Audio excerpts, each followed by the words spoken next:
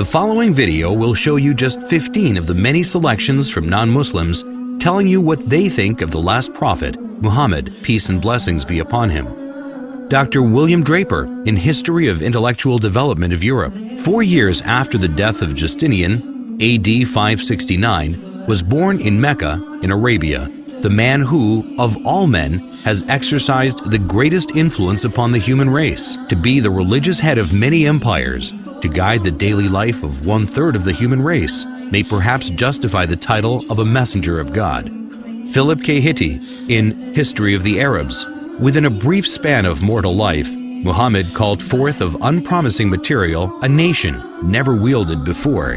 In a country that was hitherto but a geographical expression, he established a religion which in vast areas suppressed Christianity and Judaism, and laid the basis of an empire that was soon to embrace within its far-flung boundaries the fairest provinces in the then civilized world. Thomas Carlyle, in Heroes and Hero Worship and the Heroic in History, the lies which well-meaning zeal has heaped round this man are disgraceful to ourselves only. A silent, great soul, one of that who cannot but be earnest. He was to kindle the world. The world's maker had ordered so. Mahatma Gandhi, statement published in Young India, 1924. I wanted to know the best of the life of one who holds today an undisputed sway over the hearts of millions of mankind. I became more than ever convinced that it was not the sword that won a place for Islam in those days in the scheme of life. It was the rigid simplicity, the utter self-effacement of the Prophet, the scrupulous regard for pledges, his intense devotion to his friends and followers, his intrepidity, his fearlessness, his absolute trust in God and in his own mission. These, and not the sword, carried everything before them and surmounted every obstacle. When I closed the second volume of the Prophet's biography, I was sorry there was not more for me to read of that great life. Edward Gibbon and Simon Oakley, in History of the Saracen Empire, London, 1870. The greatest success of Muhammad's life was effected by sheer moral force. It is not the propagation, but the permanency of his religion that deserves our wonder. The same pure and perfect impression which he engraved at Mecca and Medina is preserved after the revolutions of 12 centuries by the Indians, the African and the Turkish proselytes of the Quran. The Mohammedans have uniformly withstood the temptation of reducing the object of their faith and devotion to a level with the senses and imagination of man. I believe in one God, and Muhammad, the apostle of God, is the simple and invariable profession of Islam. The intellectual image of the deity has never been degraded by any visible idol. The honors of the prophet have never transgressed the measure of human virtue, and his living precepts have restrained the gratitude of his disciples within the bounds of reason and religion. Reverend Bosworth Smith, in Muhammad and Mohammedanism, London, 1874. Head of the state as well as the church, he was Caesar and Pope in one. But he was Pope without the Pope's pretensions, and Caesar without the legions of Caesar, without a standing army, without a bodyguard, without a police force, without a fixed revenue. If ever a man ruled by a right divine, it was Muhammad, for he had all the powers without their supports. He cared not for the dressings of power. The simplicity of his private life was in keeping with his public life. In Mohammedanism, everything is different here. Instead of the shadowy and the mysterious, we have history.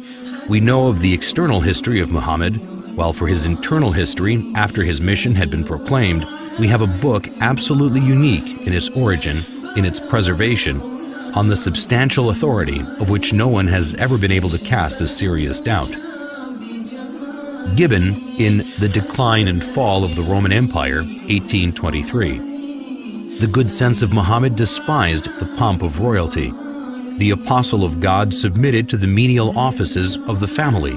He kindled the fire, swept the floor, milked the ewes, and mended with his own hands his shoes and garments. Disdaining the penance and merit of a hermit, he observed without effort of vanity the abstemious diet of an Arab. De Lacy O'Leary, in Islam at the Crossroads, London, 1923.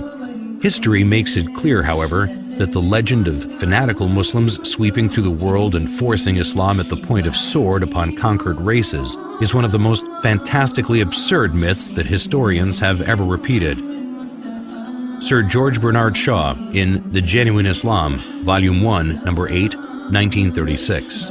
If any religion had the chance of ruling over England, nay, Europe, within the next 100 years, it could be Islam. I have always held the religion of Muhammad in high estimation because of its wonderful vitality.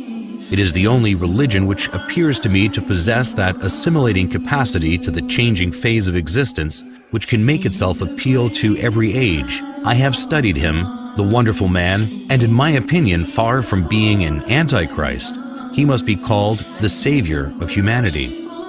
I believe that if a man like him were to assume the dictatorship of the modern world, he would succeed in solving its problems in a way that would bring it the much-needed peace and happiness. I have prophesied about the faith of Muhammad that it would be acceptable to the Europe of tomorrow as it is beginning to be acceptable to the Europe of today. Michael Hart in The 100, a ranking of the most influential persons in history, New York, 1978. My choice of Muhammad to lead the list of the world's most influential persons may surprise some readers and may be questioned by others, but he was the only man in history who was supremely successful on both the secular and religious level.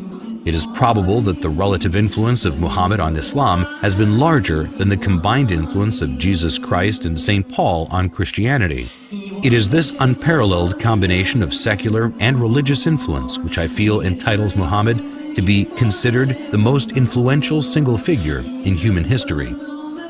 W. Montgomery Watt in Muhammad at Mecca, Oxford, 1953. His readiness to undergo persecution for his beliefs, the high moral character of the men who believed in him and looked up to him as a leader, and the greatness of his ultimate achievement all argue his fundamental integrity. To suppose Muhammad an impostor raises more problems than it solves. Moreover, none of the great figures of history is so poorly appreciated in the West as Muhammad.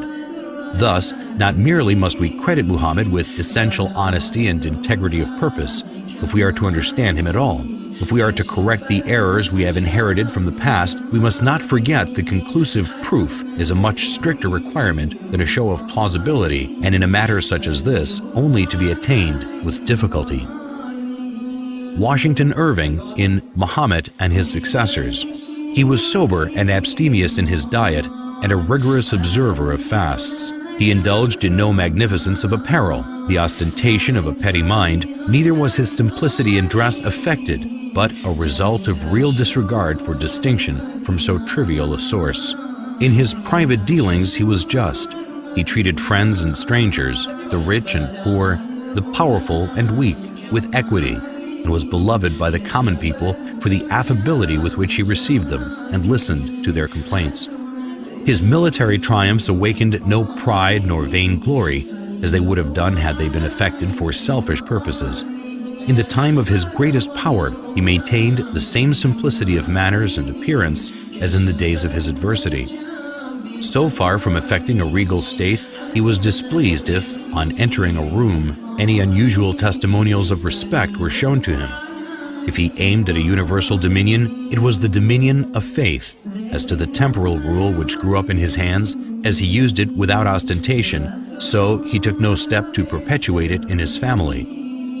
James Michener in Islam, the Misunderstood Religion, Reader's Digest, May 1955, pages 68 to 70.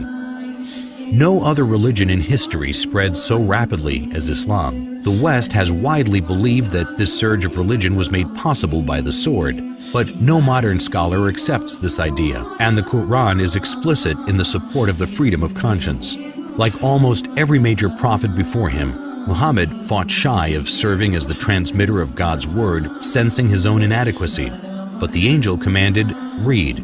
So far as we know, Muhammad was unable to read or write, but he began to dictate those inspired words which would soon revolutionize a large segment of the earth. There is one God. In all things, Muhammad was profoundly practical. When his beloved son Ibrahim died, an eclipse occurred, and rumors of God's personal condolence quickly arose. Whereupon Muhammad is said to have announced, "An eclipse is a phenomenon of nature. It is foolish to attribute such things to the death or birth of a human being." At Muhammad's own death, an attempt was made to deify him But the man who was to become his administrative successor killed the hysteria with one of the noblest speeches in religious history. If there are any among you who worshipped Muhammad, he is dead. But if it is God you worshipped, he lives forever. Lawrence E. Brown in The Prospects of Islam, 1944.